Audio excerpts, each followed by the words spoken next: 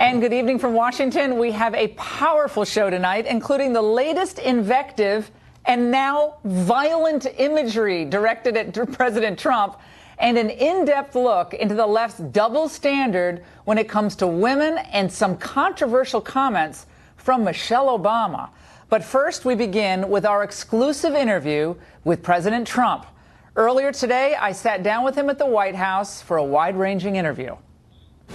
Mr. President, it's good to see you. Thank you. Today, the tax plan announced, and it's interesting. You're getting hit from the left and some on the right. Rand Paul's going to vote for it, I think, but he said it's not significant because the upper income tier doesn't get a lot of tax rate relief or any. And then Ron Wyden calls it basically a middle class con job. It's not really a tax cut for the middle class. So left and right. Well, they're big tax cuts, the biggest cuts in the history of our country, actually. We have reform and we have simplification. And honestly, I'm surprised a little bit to hear what you're saying, because we've really gotten great reviews. People are loving it. Even a certain newspaper that I don't like very much came out today, and they gave Schumer four Pinocchios. And they said because he was not telling the truth when it came to the middle class, because he said it's for the rich, and it's really not for the rich. It's for the middle class, and it's for jobs. And I would say maybe even in that order. So the middle class is a big beneficiary. Jobs and companies are big beneficiaries, but the companies really create the jobs. And we really have, Laura, we've had tremendous receptivity to it, to a point that I don't think I've ever seen anything quite like it. So, and I do think Rand Paul, by the way, who I like, I think he's going to vote for it. Hillary Clinton said last night that paying for the dossier, she defended it basically, and said it's different from meeting with Russians, like meeting with Russians. She was trying to make a comparison, but saying, oh no, she totally defended it. Well, she talked about Oppo research is wonderful, Oppo research, and it's, but not when it comes to us, okay? Oppo research for us, of course, is no good. No, that dossier, which is totally fake and made up, it's like a novel, but that dossier is a disgrace, and it should not have been allowed to be used. And then I hear the kind of money they spent. $9 million. I mean, it's inconceivable. It's absolutely inconceivable. It's horrible. But we don't know who authorized payment. We don't really yet have. Well, they're trying to find out, and we'll find out. But they really, I think it's a disgrace that a thing like that can take place. Donna Brazile, in her new book, writes about the DNC Democrat primary rigging, and talks about corruption, internal corruption, and unethical finances. And she tags Hillary Clinton. Are you surprised about this, given what you said about Bernie Sanders being given the short shrift? I think it's it's a major story. Now, I don't know if the mainstream fake media, because they are fake and phony, but I just don't know if they're going to pick it up. But I want to tell you, that is a big story, what she's saying. It's illegal, number one, and it's really very unfair to Bernie Sanders. I'm not a Bernie Sanders fan, although I must say I got a lot of his votes. When he was thrown out, many of those people voted for me because of trade, because I agreed with him in trade. We're just doing more about it than he can do, and we're doing a lot about it. But I thought that was terrible. The justice system, a joke and a laughing stock, you said the other day. What were you? Well, when I look at immigration and I look at this whole thing coming in by lottery, and then we can't do anything about it quickly, and I look at what's going on with justice when it comes to so many different topics, I criminal really justice? feel, You're talking about criminal justice issues? A lot of justice. This guy would be tied up forever in the court system. You look at some of the cases that are going on forever, and you have them dead to right. No, the justice system has to go quicker, and it has to be really stronger and fairer. Probably has to be fairer, too. But it's very sad when you look at a lottery system and you have people coming into the country through the form of a lottery. And, with countries, just so you understand, the countries aren't putting their finest in there. They're not putting their best and their greatest and their finest in there. And this kid came in through a lottery system that's going to end, and it's going to end fast. In fact, I've already instructed Congress they must end it. And I think we're going to get even Democrat support on this. You had a DACA talks today for the Dreamers. And I did. Your base and what you campaigned on was real common sense policies. You talked about E-Verify, building the wall, chain migration, which is a huge problem. All of those things are happening. Chain migration. Is that going to be part of any DACA deal? So if the Democrats want Dreamer help, they're going to have to do. They're going to have to do E-Verify chain migration. Sure. Chain migration is one of the most important things that most people. Is that a requirement for you? Until yesterday, most people never heard of chain migration. I gave a form of a press conference, and I started talking about chain migration. And this horrible animal, he's an animal as far as I'm concerned, 23 people have touched him, maybe came in because he was in, and he was only in with a green card, supposedly. But chain migration, where his whole family comes in, his mother can come in, his father, his grandmother, everybody comes in.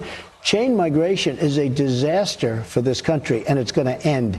Now, I've been talking about it for a while, but I think the public until yesterday probably never heard about chain migration. Well, the Republicans didn't want to touch it for a long time. You've held up a mirror to what the Republicans weren't doing. They're touching it now. It's become a very, very strong point right now. Will it be part of a Dreamer deal, yes, a DACA deal? It'll be part of a DACA deal. DACA's a lot different than Dreamer. I mean, for the deferred action for childhood arrivals, will you require that if any amnesty talks will require chain migration to I don't end? think any Republican would vote for anything having to do with leaving chain migration. Chain migration is a disaster for this country, and it's horrible. I mean, just take a look at him. 23 people, potentially 23 people. Is that verified? It's what I heard. It's what I gave. Whether it's 23 or whether it's 2, as far as I'm concerned, that's a big difference. Much. So 2 okay, no, I know that, but I hear it's 23. It's a lot of people. The wall. And I was at rallies. So that's what people like. They want that wall. It's built. one of the things, but we're going to have a wall. But Paul Ryan said 1.4 billion. He would start. Perhaps that number's been thrown out. But that's a pittance. Phase 1 during the well, first of all, they're saying the wall's going to cost $40 billion. It's not going to cost anywhere near that. The Democrats are saying we're talking about less than half. Also, you don't have a wall. You have 2,000 miles. You have mountains. You have rivers. You have things that you don't put the wall on. You don't need them. Never was planned for that. No, I think for $18 billion or less, we're going to have a great wall. We're doing prototypes right now. We're going to make the choice. We have the people from Border Patrol and ICE working with us very closely because ultimately they're the ones that are going to have to use it. One of the things that's come up pretty strongly is we want to have vision through the wall because you want to see what's on the other side of the wall. You know, you think we're going to build a nice, simple concrete wall, but it's not that simple. No, we're having the wall. We have to have the wall. We need the wall for another reason, drugs. Drugs are pouring into our country. A lot of them are coming in through the southern border, and the wall will be a tremendous tool to help facilitate the ending of the drugs coming in. No, the wall is actually coming along pretty well. That will also be a part of DACA or whatever. But a down payment or a guaranteed funding? Well, look, when we get the down payment, we're going to have a guarantee. Believe me, we're not taking a down payment and then say, where's the rest of the money? That can be a scam as because, you know, you don't spend all the money immediately. So we can put it back. But when we take a down payment, I'm going to say, I want to make sure the rest of the money is coming. You're heading off to Asia, huge trip. Yeah. Lots of stakes. You got North Korea, a deal with the Chinese. You're going to stop in Seoul. Your State Department still has some unfilled positions. Are you worried that the State Department doesn't have enough Donald Trump nominees in there to push your vision through? Because other State Departments, including Reagan's at times, undermined his agenda. And there is a concern that the State Department currently is undermining your agenda. So we don't need all the people that they want. You know, don't forget, I'm a business person, and I tell my people, well, you don't need to fill slots, don't fill them. But we have some people that I'm not happy with their thinking process. But Assistant Secretary of State, you're not getting rid of that position. But let me tell you, the one that matters is me. I'm the only one that matters because when it comes to it, that's what the policy is going to be. You've seen that. You've seen it strongly. We're filling up roles. And don't forget, Schumer and the Democrats are just obstructing. You can't get anything through. We have almost about half the number of people coming through as Obama had. But in addition to that, we don't need all of the people. You know, it's called cost saving. You know, in the old days. But you want your vision pushed. I want my vision, but my vision is my vision anyway. It's called cost saving. There's nothing wrong with cost saving. Rex is in there working hard. He's doing his best. He's doing the best he can. Is he going to be with you for the duration? Well, we'll see. I don't know who's going to be. Duration, I think the duration, I tell you this. I don't think any president in 9 months has done the job that we've done. And that includes bills being passed by Congress. You look at what's passed by the Senate, by the House. I think we're close to 70 bills, maybe over 70 bills. It's almost a record. You look at all of the deregulation. You look at Supreme Court Justice Gorsuch. You look at all of the other district judges, federal district judges and Court of Appeals judges, I don't think, and then, of course, take a look at the economy. Look at the economy. Take a look. Are you getting the credit for this economic revival without your tax cut yet through, without Obamacare repeal yet? And this is a stunning economic revival in 10 months. One of the greatest in the history of our country. And I'm in here now 10 months. And we are setting record after record, day after day. I think we hit another one today. No, I'm not getting enough credit for it because a lot of the reason is enthusiasm level, business level, and also the fact that I've cut regulations to the extent that I've cut them. I mean, I could tell you jobs that were never going to get built are now being built. Take a look at the pipelines, the Keystone Pipeline, the Dakota Access Pipeline. I mean, every day we're hitting new highs. Very important GDP. You take a look, GDP 3.2, and now 3. And the last one was after 4 or 5 really, obviously, horrible hurricanes. And that's the equivalent of a point. So that would have been a 4. A 4 was unthinkable. And each time we go up a point, that's $2.5 trillion and thousands, I mean, millions of jobs, actually. The thing I'm most proud about, companies are starting to come back into our country. They were leaving. Repatriating. They are coming American back in. companies. And one of the things about our taxes, you talk about repatriation, we're bringing in probably, I think the number is going to be over $4 trillion coming back into our country. Speaking of, you're going to do China enforcement on this trip. Tell China intellectual property theft, the subsidies, dumping in our country. Yeah. Are you going to be tough on the enforcement side, given what they're doing to this country? You have to understand something very important. We have a problem called North Korea. But you're going to you delinked it with Korea, with South Korea's trade deficit. Well, we're going to see. But we have one problem that's a very big problem. It's called North Korea. China has been helpful. We are talking trade with China.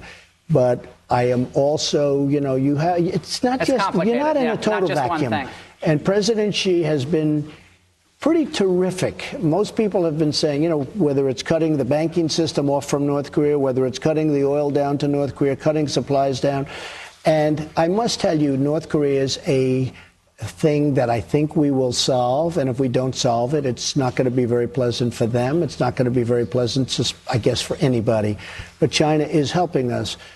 Japan's worried. They're worried. Well, of course they're worried. They should be worried. They're very close to North Korea. They want a nuclear pledge from the United States if they go after Japan. Japan is a warrior nation. Yeah. And I tell China and I tell everyone else that listens, you're going to have yourself a big problem with Japan pretty soon if you allow this to continue with North Korea. Are you going to make any pledges to Japan to defend them? Well, look, they're an ally. Capacity? They're an ally. The Prime Minister is a very good friend of mine. Prime Minister Abe, I've become very close. I've become very, very close to President Xi of China. I think a lot of good things are going to happen. I think it's a very important trip. I think this is one of the more important trips that a president has made. You don't like traveling, though, right? You're not a big fan of traveling. I don't love it, but I think it's important. I'm going to China. I'm going to Japan, South Korea. I'm then going to Vietnam, where we have a tremendous trade conference, and we're starting to do well in trade. Look, NAFTA is a disaster. NAFTA is killing us, and we're renegotiating. You're going to talk to him on this trip? We may have a meeting with Putin. And again, Putin is very important because they can help us with North Korea. Syria? They can help us with Syria. We have to talk about Ukraine. Are you having fun in this job? I am. Is it? I love it. Well, there's been a lot of false reporting that I'm angry about things. I've never seen you angry. I've known you for 14 years. No, I think the press is fake. A lot of the media is fake. But so you could say there's a certain anger there, but it's not really anger. It's really amazement how dishonest, when you get right down, how dishonest the news is. But your family's adjusting I am really, well, I think my family's been treated unfairly. I think that Ivanka's been treated very unfairly, frankly. Melania is really just powering through it. She's been incredible. People love Ivanka. People love Melania. And, they go through it. But I do think the family's been treated a little bit unfairly. In the end, what is very nice is we really have, I don't think, I'm saying this in a braggadocious way, I don't think over a period of 9 or 10 months there's been any president in the beginning of their presidency that's done anywhere close. When you think about regulations and Supreme Court and so many different things and stock markets and the economy. I like the fact that you're impatient for change in a city that is slow moving and moves at a glacial pace. And that's something you got from the business. Well, and you're impatient for change. And the most important thing that we're going to be doing is tax cuts. tax cuts, if we get this through, and I think we will, you're going to see this economy take off like a rocket ship. Thank you so much, Thank Mr. you very President. much. I really appreciate all the time. Thank you. Thank you. And up next, reaction to our interview with the president from both sides. Plus later, a part of that interview you didn't see. We asked the president about the entertainment industry's incessant attacks on him.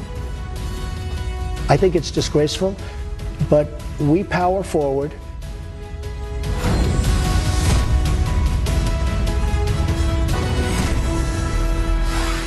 And welcome back. We continue now with our reaction to this exclusive interview we just played for you with President Trump. Just moments ago, the president reacting to something I asked him in our interview, the claim by former acting DNC chair Donna Brazile that Hillary Clinton effectively rigged the Democratic nomination. The president tweeting, Donna Brazile just stated the DNC rigged the system to illegally steal the primary from Bernie Sanders.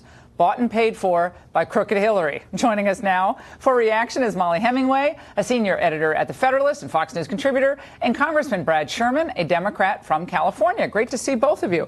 Congressman, what's your reaction to what President Trump said specifically about the DNC allegation that Donna Brazile makes in her new book about what Mrs. Clinton did to perhaps disenfranchise Bernie Sanders?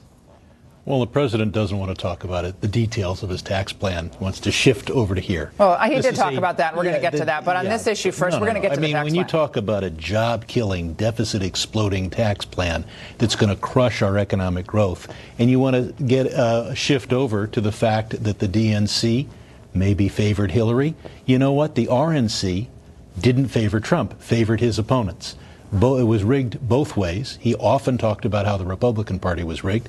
The fact of the matter is, I don't think it influenced things very much. And if you look at the details of what Donna Brazile is talking about, it's mostly how she was constrained in her efforts to build state and local party organizations.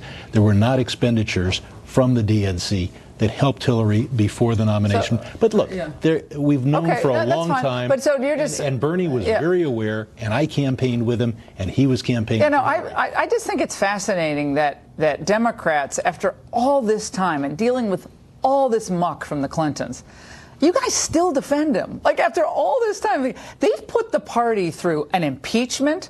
He lost his bar license. You had the era of big government is over thing with the Republicans. Then it was on to one of the most embarrassing losses for a Democratic candidate that I can remember. And you all still carry water for Hillary, even people who like Bernie. I mean, that to me is stunning. It also seems that this piece was a really strong signal that people are sick of Hillary Clinton, that they wish she weren't out there so much. I mean, this is the type of piece that Donna Brazile knew all this going, throughout the entire campaign. Yeah. She kept quiet about it until now. The reason why it's coming out now is not just that she has a book coming out, but also that there's safety in going after Hillary Clinton. And there's frustration, I think, in how Hillary mismanaged her campaign and just caused general problems for the party. It's interesting that Congressman Sherman, he's making the Democrat case against the tax cut. Rand Paul actually today on my radio show made a conservative kind of criticism about the tax plan. Let's listen. Let's watch. We are going to have an immediate cut to 20% in the corporate tax rate, and that's going to be huge. For the individuals, it's not as good as I would like. I would like to see every individual up and down get a lower rate, and particularly on the top part of the spectrum, because the top part of the spectrum pays most of the taxes. Yeah, I'm getting hammered. Do not cut the top 1%. Mm-hmm. You don't really have a significant tax cut. Not a significant tax cut. There are a lot of concerns. I'm getting a lot of ping, ping, ping. No, this is not real. This is not real tax cutting, because the people who pay most of the taxes, of course, are the upper income earners. It's not to say that there aren't really good things in this bill. There are, but this is not that dramatic. I mean, I think people were looking for something really big, dramatic reform, and it's really big in its ability to destroy our economy by taking $1.5 trillion out of the capital pool, unavailable for investment by business. It's going to be spent? What are you talking about? We're going to each family is going to get $1,180 back from this. So you don't believe that? So you believe that the economy is going to plummet because of this? This is a dramatic reduction in investment in infrastructure, a dramatic reduction in money available for business expansion. So you don't think there'll be growth? And it's going to cut the value of homes by 10%, according to the Moody's study just for these. 10% cut in home values in major metropolitan areas. So you actually think the That economy will? slashes. You think? I just want to understand. You think the economy, after this tax cut is passed, and it will be, it's some form like this, it will actually contract? Our No, GDP I'm will saying shrink? that the rate of economic growth, the anemic 2 to 2.5%, What we had under Obama, you mean? and that we continue to have under Trump. No, we As a have matter of two consecutive quarters of 3% GDP. What are you talking about? 2017 worse than 2016 in terms of economic growth. Look at the statistics and don't. Okay, when exclude did the months. Obama have 3% economic growth for 2 consecutive quarters? Go. It's not. It's per year, Zero. not per Never quarter. had it. Well, he never had 2 consecutive terms, and this is without even Yes, tax but you're reform. excluding February and March, which were bad, which were Oh, not that was coming off particularly good. the Obama years. I mean, we were Wait a coming minute. right out of the Obama Trump years. claims credit for the for the stock market increase that occurred before he took the oath of office, but he won't take credit for the economy after he took oath of office. So you actually did he think become president in November? Did he become president in January? Did he become president in I'm just in trying to April? understand this. So the tech industry in northern part of your state, Northern California, is booming. Record corporate earnings. Consumer confidence soaring, trade deficit down, which Democrats trade used deficit to like. is hugely up. It's been going up. It's 10% higher than it was on last year. Month to month, the trade deficit for the first time in years is actually starting to contract. Wrong. And we actually have a president who's going to do trade work now, which you agreed with when you were with Bernie Sanders. He finally talks doing trade loud right. and does nothing. He's done nothing except kiss up to Xi, and we have every single month he's been in power, we've seen the trade deficit with China grow. Well, of course it's going to grow until we actually put tariffs on Chinese goods. Well, he's not going to do it. Well, I certainly hope we do. Molly, on this issue of, let's move on to Rex Tillerson. I thought it was interesting when I asked the president, is he going to be with you for the duration? He kind of, well, we'll see. And he didn't really want to confront the issue of the positions in the State Department, which are still not filled, with his own nominees. Right. It is true that he kind of hedged a bit on that, but he always hedges when people ask about Rex Tillerson, and there have been rumors about Rex Tillerson departing since Rex Tillerson came. They continue to talk. They've got this big trip planned. I think it's premature to look for his departure. Of course, no Secretary of State lasts the... but I've got to say, I think after 360 days, there's a federal rule that a career person can assume a position after I think it's 360 days of an empty position not filled. That's actually going to work against the president if those positions don't get filled. That's what I'm worried about. Congressman, on the issue of the Democrats today and where the Democrats are going, obviously resist Trump. We get that. Resist his agenda. We understand that. But you were with Bernie Sanders, who I actually really admire in many ways for his stance for the working people. I don't agree with some growing government part of it, but I like the fact that he was out there fighting for what he believed in. And I think he had more integrity in his positions than the Clintons had in their entire political career, frankly. So on this issue of the working class, what will the Democrat Party do to disentangle itself now from the old Clinton Wall Street ties? Well, I and Bernie Sanders have our bill to break up the big banks because too big to fail is too big to exist. We need a trade policy that doesn't just talk big and act like you're going to do something. Well, did Obama renegotiate NAFTA like he promised he would at the beginning of his campaign? He said he and Hillary both said we're going to go renegotiate NAFTA. Obviously, that wasn't done, but NAFTA hasn't been renegotiated. Well, they're yet doing either. it right now. That's what they're doing. Let's see if they do anything. They're talking. The trade deficit more than has Obama grown. ever did on trade. The trade deficit with China has grown every month. It's grown every year for the last 16 years. Yes, that's actually not true, but it has grown every month. Since they joined the WTO, which month didn't it grow? Every single month it grew. No, every single year. There are some $360 billion last year. Yes, it's a huge amount. Right, and it's bigger now per month than it was last year. And we've done nothing but kiss up to Xi and basically let him know that he can. Well, we have a North Korea problem as well. Chain migration, DACA. Will it be part? I thought he was most passionate today about the DACA issue, and he wants this chain migration done. And it looks like there's some traction on this. There's actually really good opportunity because so many people on opposing sides want things done, whether it's taking care of the delay, making it permanent for the people who are brought here as children, but also there's so many problems in what we've learned just even this week with the visa lottery system that nobody thinks is a good idea and needs to be taken care of. Chain migration. Just in general, we have an incoherent immigration policy that has been left to chance when it makes total sense, if you care about the American worker, the security of the nation, that you would have a policy that makes sense where you bring people in based on how they'll be able to earn a living and their English language skills and their track record of success. That's something you owe to working class people and the entire country. It's amazing, Congressman, that one person, if the number that President Trump cited is correct, one person who's brought here on a lottery visa can then act as a magnet of sorts for his or her family members, and it could be mother, father, aunt, uncle, brother, sister, who have no connections to the United States except for that lottery winner. So it could, one person could bring in 10, and then those 10 can also bring in each of them. It becomes this web of chain migration, and that is what has exploded immigration in the country. When you look at the chain migration, when I think the president is right, that until this became kind of a recent issue, not that many people were talking about it. Well, and immigration is great. And if you look at, other countries like Canada and Australia that do it based on merit, it's not about the numbers even per se, although you can have debates about that, but just the quality of people, how they are brought in and how they work with the people who are here. Chain migration is not new to discussion. They used to use the term anchor baby, which is the same issue. It's just a different marketing term. Well, that's one's dealing with the immediate family and one's talking about the extended. No, we're talking about aunts, uncles, grandmother, grandpa, second cousin, twice removed. In any case, what we need is comprehensive immigration reform. I supported it.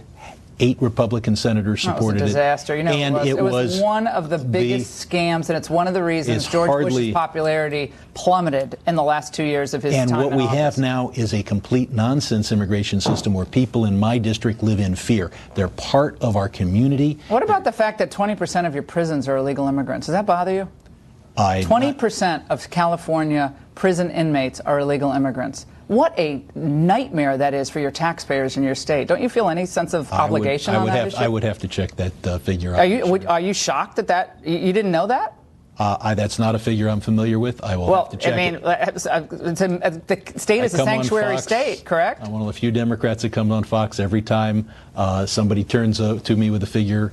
Often they turn out to be wrong. No, I love the fact that you, Congressman, I love the fact that you come on, and I really appreciate the fact that you're willing to exchange ideas on all these topics, because frankly, there are a lot of Democrats who won't, and I don't think that helps them, and I don't think it helps the country. I think it's really good that you mix it up. I'm happy to be here, and the comprehensive immigration reform will at least provide for E-Verify. It will provide for more effective border enforcement. It involved the abolition of the lottery. So there are a lot of things in there that you agree with. But we cannot turn to people who have made their lives in the United States at the invitation, really, of our employers, at a time when we deliberately didn't try to The American workers are obviously the most important focus that you have as a congressman, and the American citizens, not illegal immigrants. You don't represent illegal immigrants, do you? I represent a community that includes people... But voters who are the constituents, right? I don't fail to represent somebody just because they're a legal immigrant and they can't vote yet. So you actually say that you're a representative of a legal immigrant? There's a big problem with the failure to understand rule of law and its importance. The Constitution is very clear. I represent all the people who live in my district counted by the census.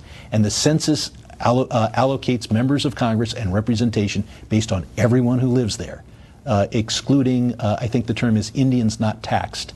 And we haven't had that since the Great West. This is why Trump won. I'm sorry. I mean, I think people just feel so hammered by the government. Like, people just like middle-class workers who are American citizens. Like, is anyone like representing me? Or are we just worried about the DACA kids who are 35 years old? Laws are important, and we work together as people, and we have a shared set of laws, and we need to make sure that we enforce those, and that we have, if we decide to change them, change the laws. Just let everybody come across the border and have no border. I mean, we should just change the law and like have no border at all. And then obviously, that's not what I support. But when we had a system in the 90s that welcomed people with a wink and a nod at the request of Wall Street, you cannot then deport those people 20 years ago. It wasn't just investment bankers who wanted. There were a lot of people who wanted cheap labor. But it's great to have a great conversation with both of you. Thank you so much. Up next, Michelle Obama delivering some harsh words for men for being entitled and self-righteous.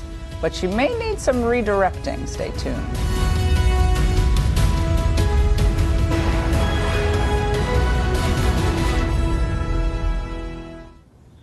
Turning boys into men in a politically correct world. That's tonight's angle. At the first annual Obama Foundation Summit in Chicago, former First Lady Michelle Obama assumed the role of social scientist as she warned women not to spoil the men in their lives. It's like the problem in the world today is we love our boys. and we raise our girls, you know? We raise them to be strong, and sometimes we take care not to hurt men. And it's powerful to have strong men, but what does that strength mean? You know, does it mean respect? Does it mean responsibility? Does it mean compassion? Or are we protecting our men too much so they feel a little entitled and a little, a little self-righteous sometimes? It seems that Mrs. Obama was making kind of a veiled reference to the myriad sexual harassment allegations that have rocked Hollywood, the business world, and media companies. As for her claim that the world is dangerous for women, that's kind of a bit of an overstatement, at least for women in the United States. But regardless, Michelle is right to this extent. Women do, at times, protect their men too much and enable their abusive behavior. Hillary Clinton comes to mind, whom Michelle Obama enthusiastically supported in the last election.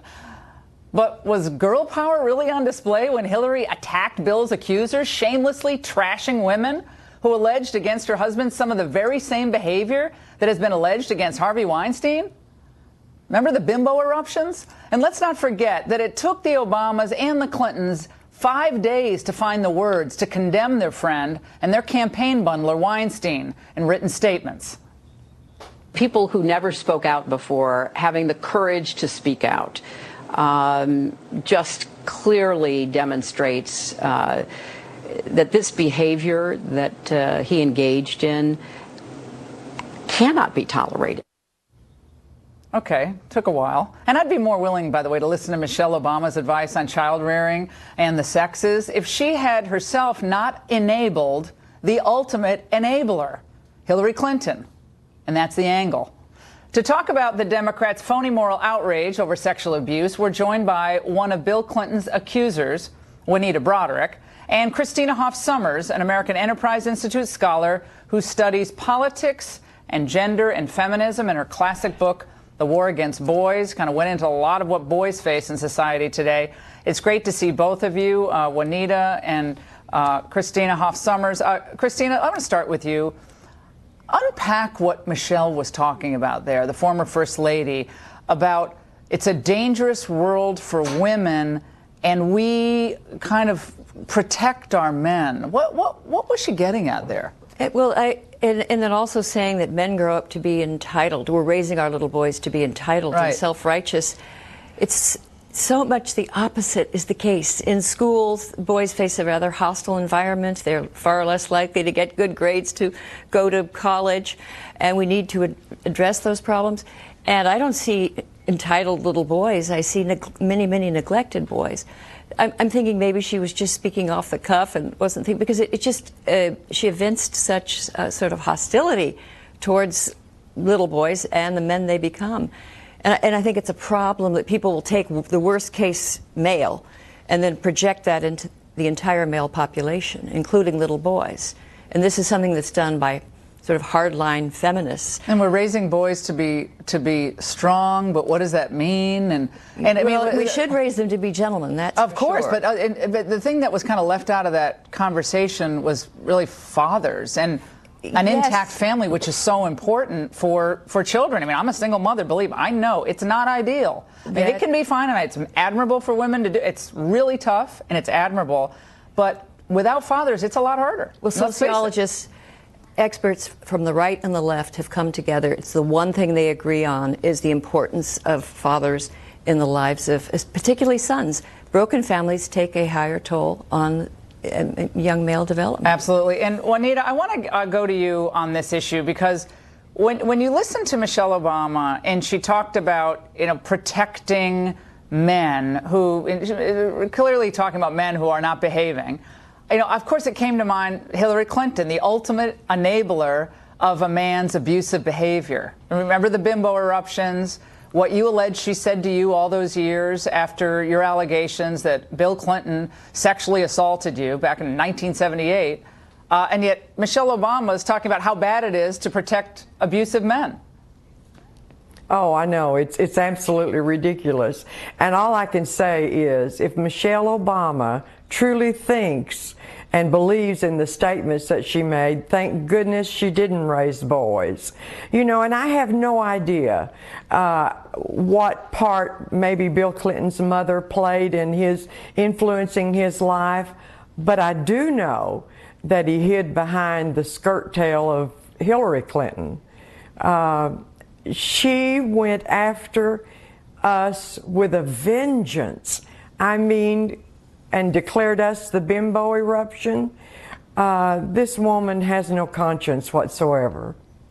And Juanita, from all these years later, does any of this surprise you? You know, the Weinsteins and the Clintons come out 5 days later after Harvey Weinstein allegations, one after the other surface, and no, it doesn't. Took, I was like counting how many days is it going to take for both the Obamas and the Clintons to come out with a statement. And pretty much all these people were coming out except the close friends.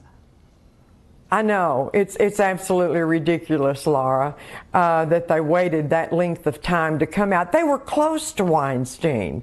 I can bet you that they knew exactly what was going on in his territory.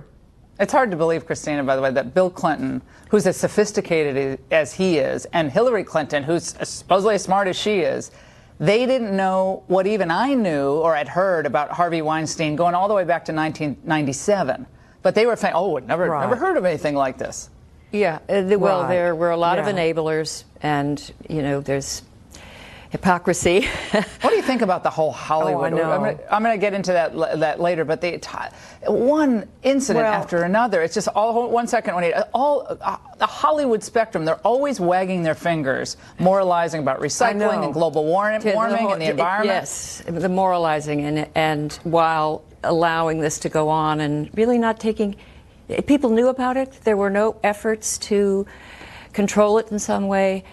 And hopefully it will change. My only worry is that we're going to go from indifference to sexual predation into a kind of vigilantism. Exactly. Because I saw a few days ago, there was an article in the Washington Post by someone that was indignant about George Bush Sr.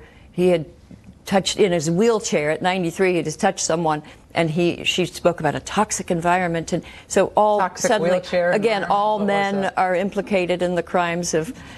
I'm just worried. I'm worried now. You're right, and Juanita and Christina, that you can't even tell a woman, well, you look great today, or I love your outfit. Like, men are going to be afraid. They're going to be afraid to say anything because there's. Now we've gone to a sterile work environment. Extreme opposite.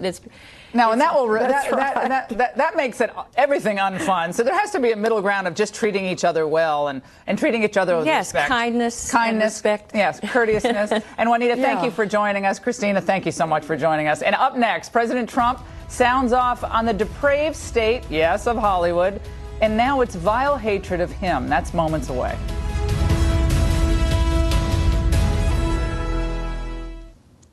And welcome back. Hollywood, media, and the music industry are awash in revelations of sexual misdeeds and alleged crimes. And now they've taken things a step further.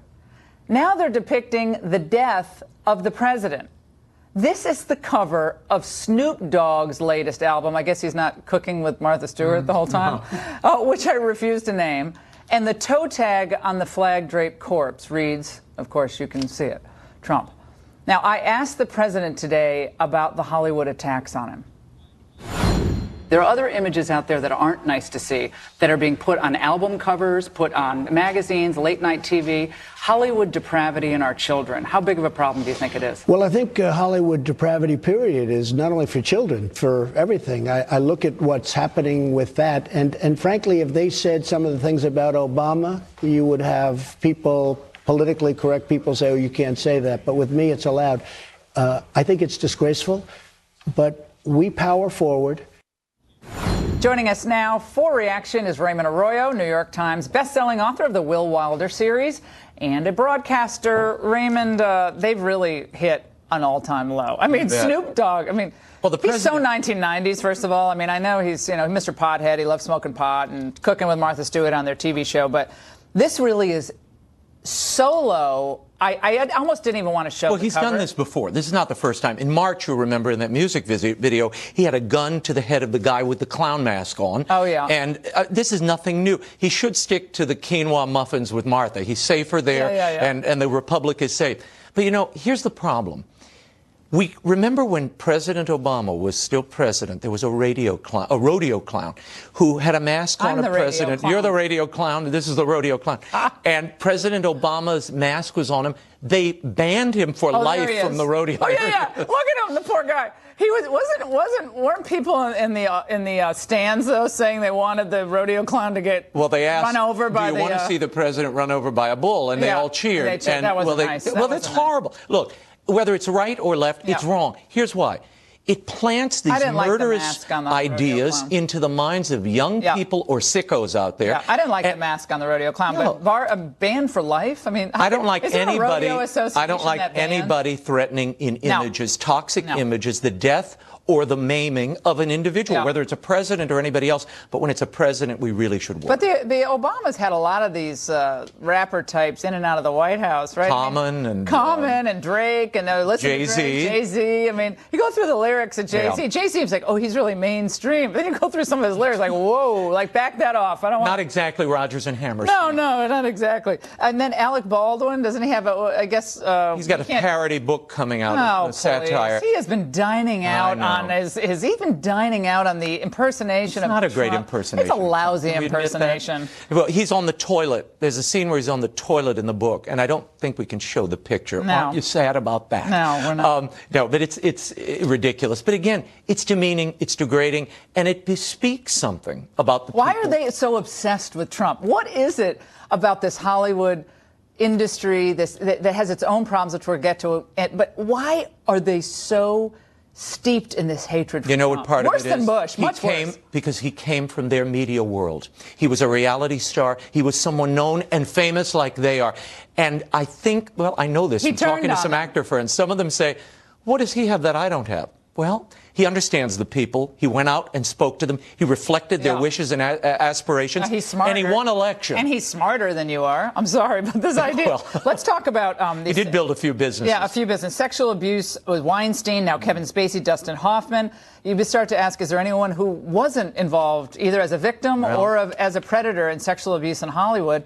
And the Kevin Spacey thing just keeps getting worse and worse. He's a gay man, predatory behavior against low-level House of Cards employees. And now the House of Cards is falling. I mean, where are we on this? You know, the art that a person creates, I think, reflects the heart of that person. And what we're seeing are a lot of really dark hearts. Now, some of us who've been watching these movies and these television shows for years. What are some of the worst? Well, It, which just came out. There was a movie, Mother, that Darren Aronofsky did, which has horrible people ripping hearts out, brutality. Yeah. Django Unchained won all the awards. When you put those kinds of violent images out, it comes from someplace. And directly ahead, thank you, Raymond. Directly ahead, it may be Friday night tomorrow, but we've got an exclusive that you're not going to want to miss. We'll explain right after this, and it rhymes.